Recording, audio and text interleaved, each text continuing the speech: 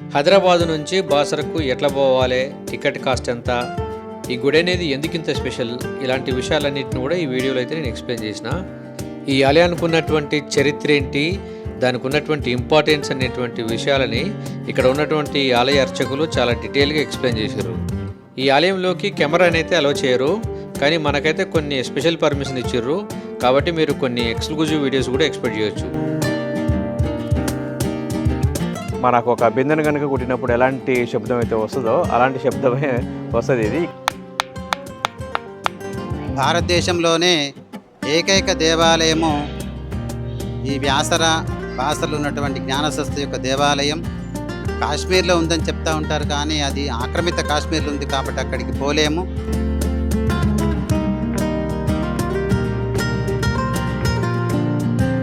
బాసరా క్షేత్రం అంటేనే చదువుల తల్లి నిలయం కాబట్టి ఈ క్షేత్రానికి వస్తే చాలు, అమ్మవారిని స్మరిస్తే చాలు, అమ్మవారి యొక్క సంపూర్ణ అనుగ్రహం కలుగుతుంది.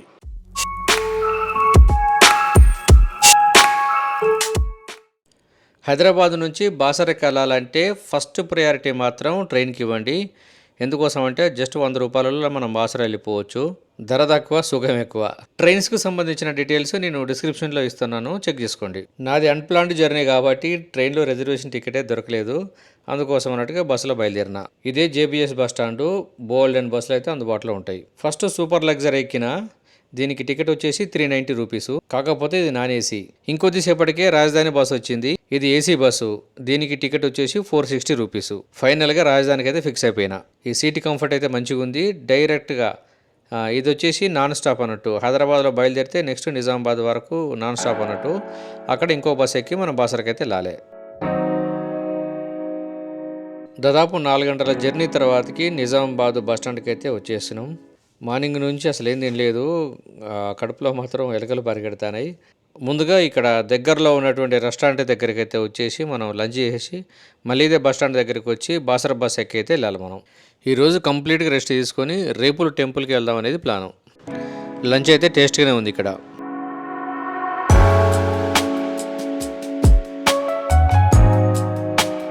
మళ్ళీ బస్ స్టాండ్కి అయితే వచ్చేసినాం. 10వ నెంబర్ ప్లాట్ఫామ్ దగ్గరికి బాసర బస్సులు అయితే వస్తాయి. హాఫ్ అన్ అవర్ వెయిట్ చేసిన తర్వాతకి బస్ అయితే వచ్చేసింది, కానీ జనాలు మాత్రం మామూలు లేరు. చిన్నపాటి యుద్ధం చేసేసి ఫైనల్గా ఒక సీట్ అయితే సంపాదించుకున్నా. హైదరాబాద్ నుంచి నిజామాబాద్ వరకు 200 కిలోమీటర్లు, 4 గంటల జర్నీ. నిజామాబాద్ నుంచి బాసర వరకు 35 కిలోమీటర్లు, దాదాపు ఒక 1 అవర్ జర్నీ. టోటల్గా ఒక 5 గంటల జర్నీ అయితే ఉంటుంది. మనకు కనిపిస్తున్నటువంటిది గోదావరి రివరు. ఇది దాటి కొంచెం ముందుకు వెళ్ళిన తర్వాతకి టెంపుల్ వస్తుంది. టెంపుల్కి చేరుకోవడానికంటే ముందు నలుమూలలో ఇలాంటి కమన్స్ అయితే మనకు దర్శనమిస్తాయి. నెక్స్ట్ డే మార్నింగ్ గుడికి అయితే బయలుదేరినా, దానికంటే ముందు బస్ స్టాండ్కి వచ్చినా మీకు ఇక్కడ ఒక విషయం అయితే చూపిస్తాను, చూడండి. సో ప్రజెంట్గా మనం బాసరలో ఉన్నాము. మన వెనకాల కనిపిస్తుంది కదా, ఇది బాసర బస్ స్టాండ్. ఈ బస్ స్టాండ్కు ఎదురుగానే వేదశిల అనేటువంటిది ఒక స్పెషల్ రాక్ స్టోన్ అయితే మనకు కనిపిస్తుంది. సో దాని గురించి మీకు చూపిస్తాను. కెమెరాను టర్న్ చేస్తున్నా చూడండి.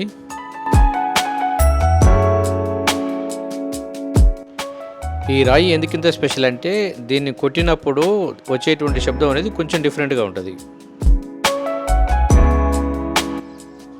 సో యాక్చువల్గా ఈ రాక్ స్టోన్ది మనకు ఎఫెక్టివ్గా సౌండ్ వినిపించాలంటే మార్నింగే రైట్ టైం అన్నట్టు. మధ్యాహ్నం కానీ సాయంత్రం కానీ రణగొన ధ్వనులతోటి ఇక్కడ బస్ స్టాండ్ తర్వాత వచ్చేటువంటి వెహికల్స్ తోటి అంత మనకు క్లియర్గా వినిపించదు. అందుకోసం అన్నట్టుగా నేను పొద్దుగాలనే వచ్చిన. ఇక్కడ దాదాపు టైం ఇప్పుడు మార్నింగ్ 7 o'clock అవుతుంది. దీన్ని కొట్టినప్పుడు ఏంటంటే మనకు ఒక బిందెను కనుక కుట్టినప్పుడు ఎలాంటి శబ్దం అయితే వస్తుందో అలాంటి శబ్దమే వస్తుంది. ఇది ఇక్కడ మొత్తం చాలామంది కొట్టి మొత్తం ఇక్కడ హోల్స్ అయితే పడిపోయినాయి దీనికి. ఒకసారి వచ్చి మనం కూడా ఒకసారి కొట్టి చూద్దాం.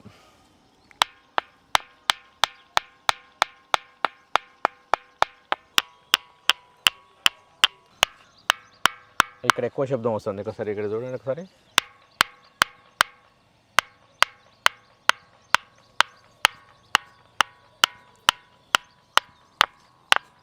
ఇక్కడ బాసరలో అమ్మవారు ఎప్పుడైతే వెలిసారో ఆల్మోస్ట్ ఆ టైం నుంచి కూడా మనకు ఈ రాక్ స్టోన్ అయితే కనిపిస్తుంటుంది. దీన్ని దర్శనం చేసుకున్న తర్వాతకే మిగతా టెంపుల్స్, గోదావరి ఇలాంటి ప్లేస్కి అయితే వెళ్తారట. ఇది ఇక్కడ బస్ స్టాండ్కి దగ్గరలో ఉంది కదా, ఫస్ట్ ఇది దిగి ఇది చూసిన తర్వాతనే నెక్స్ట్ టెంపుల్కి అయితే వెళ్తారు. ఇంకా ఇక్కడ ఉన్నటువంటి లోకల్ ప్రజలు ఏంటంటే దీన్ని వేదశిల లేకపోతే మ్యూజిక్ స్టోన్, ఒక రకరకాల మ్యూజిక్స్ వస్తుంది కదా, ఇక్కడ మ్యూజిక్ స్టోన్ అని కూడా పిలుస్తూ ఉంటారు. మనం రాక్ స్టోన్ చూసినాం కదా, అక్కడి నుంచి ఇలా స్ట్రైట్ కనుక పోయినట్టయితే మనకు ఆ టెంపుల్ దారికి అయితే వెళ్తుంది ఇది.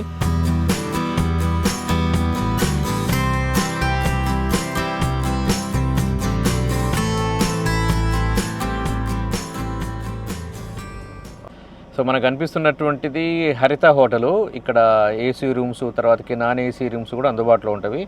ఇది గవర్నమెంట్ది కాబట్టి ఇక్కడ ఉండాలనుకునేటువంటి వాళ్ళు ఇక్కడ కూడా ఉండొచ్చు. బస్టాండ్ నుంచి టెంపుల్ వరకు దాదాపు ఒక 1/2 కిలోమీటర్ నుంచి 1 కిలోమీటర్ డిస్టెన్స్ అయితే ఉంటుంది. ఇక్కడనే రైట్ సైడ్లో ఒక వేద పాఠశాల కూడా ఉంటుంది. మనకు టైం ఉందంటే నడిచి కూడా వెళ్ళొచ్చు. మేమైతే కార్లో వెళ్తున్నాము.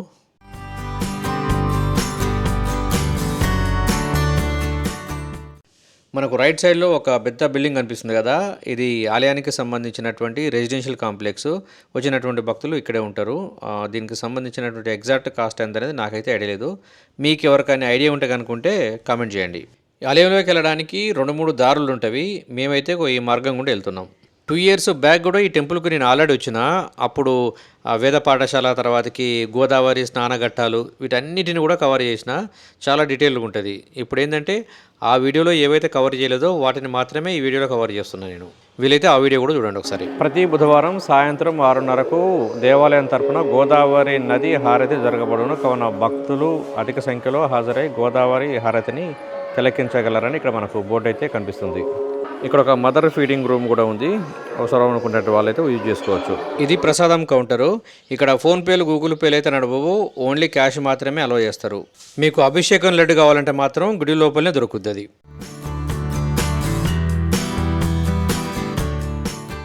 ఈ గుడి లోపల సరస్వతి అమ్మవారితో పాటు లక్ష్మీదేవి, తర్వాతకి మహాకాళి అమ్మవార్ల విగ్రహాలు కూడా ఇక్కడే ఉంటాయి. మనకు కనిపిస్తున్నటువంటిదే సరస్వతి అమ్మవారి గర్భాలయ గుడి. 1000 రూపాయల టికెట్ ఎవరైతే తీసుకుంటారో వాళ్ళకి అక్షరాభ్యాస కార్యక్రమం అనేది ఈ బిల్డింగ్లోనే చేస్తారు. గర్భాలయ గుడికి ఆనుకునే దత్తాత్రేయ స్వామి వారి ఆలయం కూడా ఇక్కడ కనిపిస్తూ ఉంటుంది. చూడవచ్చు మనం. భక్తులు అమ్మవారికి సమర్పించినటువంటి చీరల్ని అమ్ముతూ ఉంటారు. నచ్చినటువంటి వాళ్ళైతే కొనుక్కోవచ్చు. ఇక్కడ అమ్మవారి రాగి డాలర్ను అమ్ముతారు. తర్వాతకి 1/2 kg లడ్డూను అయితే 150 రూపాయలు కొనుక్కోవచ్చు.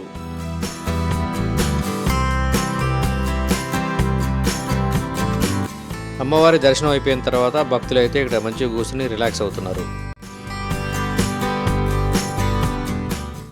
అమ్మవారి గుడి చుట్టూ ప్రదక్షిణ చేస్తూ మీకైతే నేను చూపిస్తున్నాను.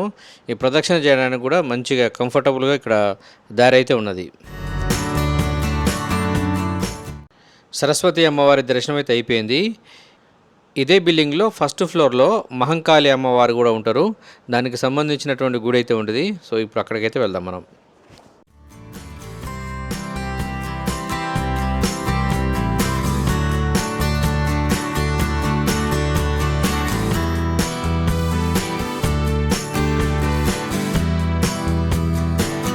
ఇదే మహాకాళి అమ్మవారి గుడి.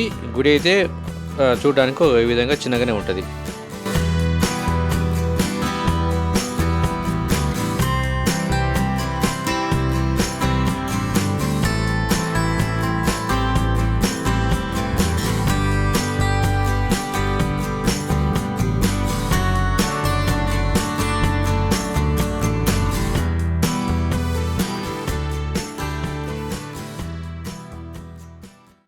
మనం ఫస్ట్ ఫ్లోర్ నుంచి చూసినప్పుడు సరస్వతి అమ్మవారి టెంపుల్కు సంబంధించినటువంటి వ్యూ అయితే మనకు ఆ గ్రౌండ్ ఫ్లోర్ ఈ విధంగా కనిపిస్తూ ఉంటుంది. బాసర్లో ఉన్నటువంటి అర్చకులు ప్రదీప్ దీక్షిత్ గారు ఉన్నారు. ఈరోజు మనం వారితో మాట్లాడి ఈ ఆలయానికి సంబంధించినటువంటి ప్రాముఖ్యత ఏంటి, ఈ టెంపుల్కి సంబంధించినటువంటి హిస్టరీ, ఇవన్నీ కూడా మనం ఈరోజు అడిగి తెలుసుకుందాం. నమస్కారం అండి. నమస్కారం. ఓం ఐం సరస్వత్యై నమః. ప్రదీప్ దీక్షిత్, జ్ఞానసరస్వతి దేవస్థానం అర్చకులు. మనము వ్యాసపురంలో బాసరా క్షేత్రంలో ఉన్నాం. భారతదేశంలోనే ఏకైక దేవాలయము ఈ బాసరలో ఉన్నటువంటి జ్ఞానసరస్వతి యొక్క దేవాలయం. కాశ్మీర్లో ఉందని చెప్తూ ఉంటారు, కానీ అది ఆక్రమిత కాశ్మీర్లో ఉంది కాబట్టి అక్కడికి పోలేము. భారతదేశంలో ఉన్నట్టు అన్ని రాష్ట్రాల వాళ్ళు కూడా ఇక్కడికి వస్తూ ఉంటారు. వేదాలు విభజించి 18 పురాణాలు రాసినటువంటి వేదవ్యాసుల వారు మహాభారత యుద్ధం తర్వాత ఆయన ముందే ఆయన యొక్క సంతానం అంతా కూడా నశించిపోయింది. కౌరవులు పాండవులు వాళ్ళంతా కూడా ఆయన సంతానం కాబట్టి ఆయన ముందే నశించిపోయిందని చెప్పి మనశ్శాంతి లేకుండా వాళ్ళ యొక్క ప్రాంతానికి రావడం జరిగింది. పక్కనే గోదావరి నది ఉంది, దాంట్లో వాళ్ళు స్నానం చేస్తూ వచ్చేవారు. ఆయనకు యొక్క ప్రాంతంలో ఒక విధమైనటువంటి అవ్యక్తమైనటువంటి ఒక మనశ్శాంతి లభించింది. అప్పుడు ఆమెకు అమ్మవారు ఆదేశించినట్టుగా ఆ గోదావరి నదిలో స్నానం చేయటం, ఇసుకను తీసుకొని రావటం ఇప్పుడు అమ్మవారు ఉన్నటువంటి ప్రాంతంలో వేయటం జరిగింది.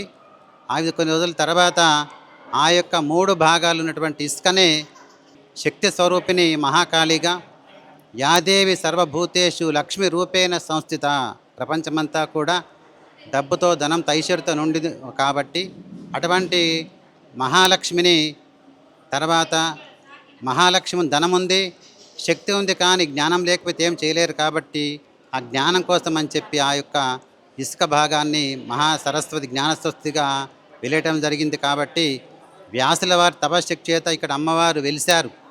కాబట్టి ఈ ప్రాంతానికి వ్యాసపురం అని, వాసరని, బాసరగా మారినటువంటి అమ్మవారికి ప్రతిరోజు కూడా తెల్లవారుజామున పండ్ల రసాలు పంచామృతంతో అభిషేకం జరుగుతుంది.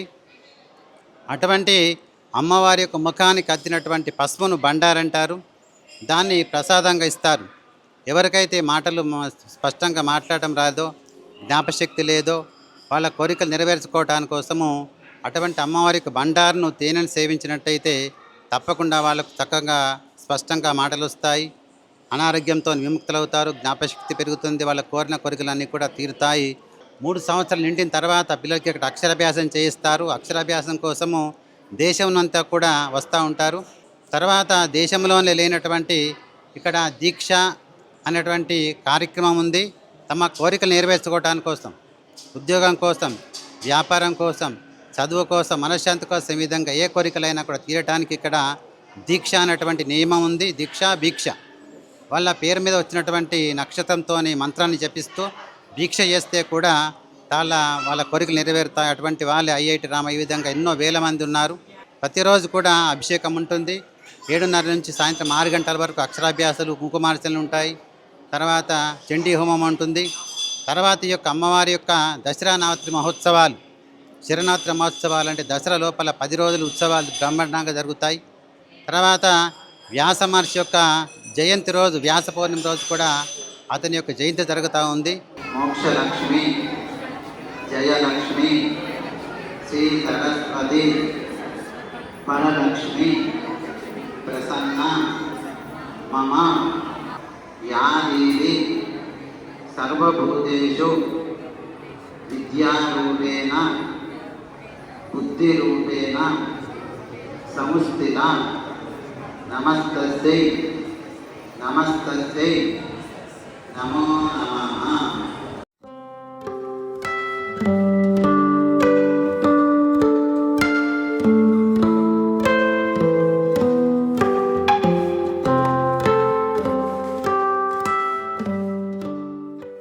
ఇక తర్వాతకి ఇక్కడ 150 రూపాయలకు జనరల్ టికెట్, తర్వాత ఇక్కడ 1000 రూపాయలు గర్భాలయం కూడా వేపిస్తున్నారు కదండి. ఇది 150-1000 రూపాయలు అన్నది భక్తుల సౌకర్యార్థమై చేయబడింది.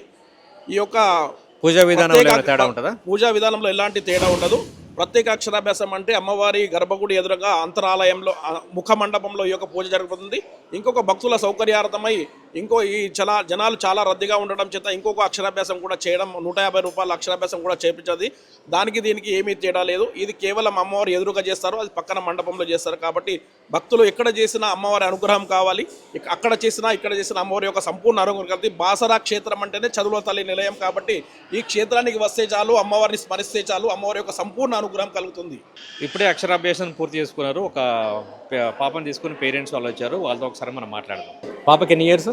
3 years. ఓకే. ఎలా అనిపించింది ఇక్కడికి వచ్చిన తర్వాతకి? చాలా బాగా అనిపించింది. ఇంతకన్నా ముందు కూడా ఫ్రమ్ 15 years నుంచి మేము వస్తాము. మా అక్షరాభ్యాసాలు కూడా ఇక్కడే అయ్యాయి. ఓ, మీ అక్షరాభ్యాసం కూడా ఇక్కడే, మళ్ళీ మీ పిల్లలది కూడా ఇక్కడే? అవునండి. ఇది మాకు ఒక నమ్మకం, ఇక్కడ బేబీకి చేస్తే బేబీ ఫ్యూచర్ బాగుంటుంది, స్టడీ అంతా ఫ్యూచర్ అంతా బాగుంటుంది అన్నట్టు. సో ఈ భక్తులు కొట్టేటువంటి కొబ్బరికాయలను గుడి లోపలికి అయితే అనుమతించారు. సో కొబ్బరికాయలు కొట్టేటువంటి ప్లేస్ అయితే ఇక్కడే ఉంటుంది. ఇక్కడ కొట్టిన తర్వాతనే గుడి లోపలికి అయితే వెళ్ళాల్సి ఉంటుంది.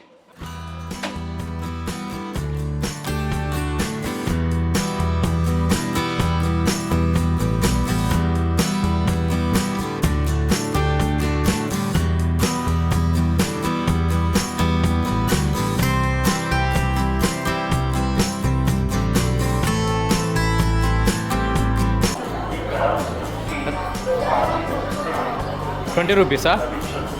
₹20?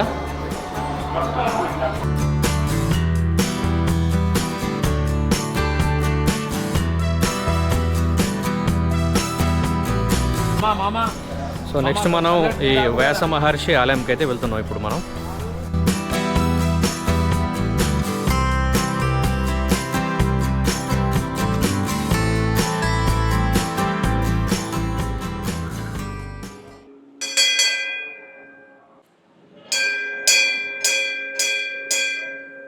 చాలా మంది ఇక్కడ భిక్షాటన ఎందుకు చేస్తారని ఇక్కడ? సరస్వతి దీక్ష జ్ఞానం గురించి చేస్తారన్నమాట, బుద్ధి శక్తి కోసం. ఓకే, మీరు ఎక్కడి నుంచి వచ్చారు? నేను హైదరాబాద్. అనుష్ఠానం కోసం వచ్చారు కదా, మీరు ఎక్కడి నుంచి వచ్చారు? కడప డిస్ట్రిక్ట్ పులివెందుల. కడప డిస్ట్రిక్ట్ నుంచి వచ్చారు. ఎందుకోసం ఇక్కడ మీరు భిక్షాటన చేయాలని డిసైడ్ అయిపోయారు? కోరిక ఏం లేదు, ఆ, మా గురువు గారు చెప్పారు, ఆయన మా కోసం. ఇప్పుడు మామూలుగా భిక్ష కోసం వచ్చిన తర్వాత ఇక్కడ వాళ్ళ భిక్షాటనకి వెళ్ళినప్పుడు వాళ్ళ రెస్పాన్స్ ఏంటి అక్కడ? ఇది ఫస్ట్ టైం మీది? Okay okay, all the best అండి. Okay sir, thank you. ఏదైనా స్కిల్స్ అయినా కూడా ప్రతిదీ అమ్మవారి అంటే మనం ఏమంటారు, సరస్వతి దేవి యొక్క కటాక్షం ఎవరికైతే ఉంటుందో వాళ్ళు ఆ ఫీల్డ్లో ఉన్నత పొజిషన్లో ఉంటారు. సో ఆ యొక్క ఎవరైతే ఇబ్బంది పడుతూ ఉంటారో లైక్ ఎడ్యుకేషన్లో కానీ ఏదైనా ఫీల్డ్లో కానీ అలాంటి వాటికి ఇక్కడ రావడం వల్ల ఆ పర్టికులర్ ఫీల్డ్లో వాళ్ళకున్న నాలెడ్జ్ అనేది హై అవుతుంది అనేది ఒక బిలీవ్ ఉంది. మీరేం చేస్తుంటారు? సార్ నేను సిఆర్డి ఆఫీస్లో వర్క్ చేస్తాను. ఓకే, ఏం చేస్తుంటారు దాంట్లో? Sir town planning sir. Okay, మీరు మేడం? హైకోర్టు. మీరు అడ్వకేట్? అచ్చా అచ్చా, మీరు అడ్వకేట్గా చేస్తుంటే ఇక్కడ ఒక 11 days కోసం వచ్చారు మీరు. హాలిడే అన్ని డేస్ దొరికాయి మరి మీకు? 1 month హాలిడేస్. 1 month హాలిడేస్ పెట్టారు. ఈ గుడి దగ్గర నుంచి నెక్స్ట్ నేను గోదావరి స్నానఘట్టాల దగ్గరికి అయితే వెళ్తున్నాను. ఈ గుడి దగ్గర నుంచి దాదాపు 1-2 కిలోమీటర్ల దూరంలో ఉంటుంది. ఈ స్నానఘట్టాలను అయితే నేను పర్టికులర్గా ఇప్పుడు షూట్ అయితే చేయట్లేదు. ఎందుకోసం అంటే నేను ఇంతకుముందు వచ్చినప్పుడు దానికి సంబంధించినటువంటి పర్టికులర్ డీటెయిల్స్ అయితే నేను ఆల్రెడీ ఆ వీడియోలో చెప్పాను. డిస్క్రిప్షన్లో లింక్ ఇస్తున్నాను, మీకు ఇంట్రెస్ట్ కనుకుంటే ఆ వీడియోని కూడా చూడండి. ఈ గోదావరి నది దగ్గరికి అయితే వచ్చేసినాము. ఈ స్నానఘట్టాల దగ్గర పూజా సామాగ్రి దొరుకుతుంది, కొన్ని హోటల్స్ కూడా ఉన్నవి. ఇక్కడ నుంచి గుడి వరకు వెళ్ళడానికి ఆటోస్ కూడా అందుబాటులో ఉంటవి. ప్రతిరోజు సాయంత్రం గంగా హారతిని ఇక్కడ నుంచే చేస్తూ ఉంటారు.